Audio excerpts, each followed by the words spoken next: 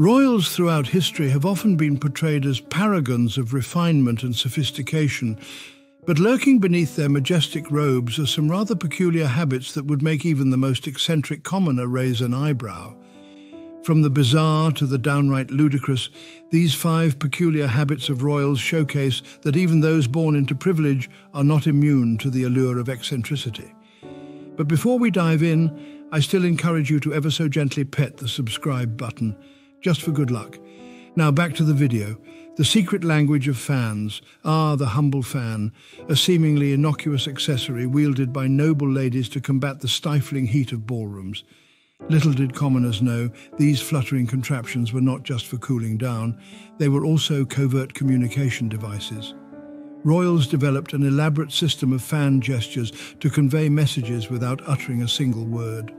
From the subtle flutter to the aggressive snap, these fan movements could signify anything from romantic interest to thinly veiled insults.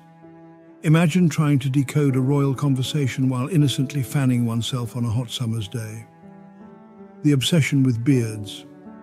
While today's fashion trends may wax and wane, for some royals throughout history, the beard was more than just a passing phase. It was a way of life. Take, for instance, Peter the Great of Russia, who imposed a tax on beards as part of his efforts to modernize the country. Or consider Queen Elizabeth I of England, whose iconic ginger beard, yes, you read that correctly, was said to be the envy of many a courtier.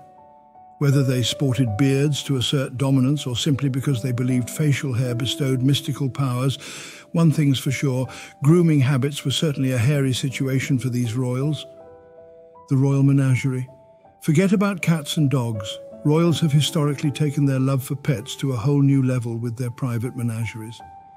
From exotic creatures like lions and tigers to more peculiar choices like polar bears and elephants, these menageries were essentially the original zoos, albeit with a significantly smaller admission fee. Who needs a guard dog when you can have a pet lion patrolling your grounds? Just be sure to watch your step during those midnight strolls through the palace gardens.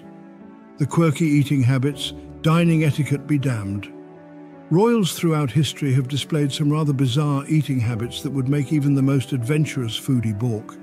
Take King Louis XIV of France, for example, whose penchant for dining alone while being watched by a crowd of onlookers was as extravagant as it was unsettling.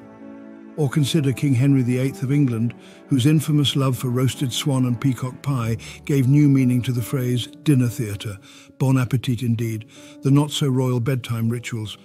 While commoners may retire to bed after a long day's work, royals often indulged in some rather peculiar bedtime rituals that bordered on the absurd.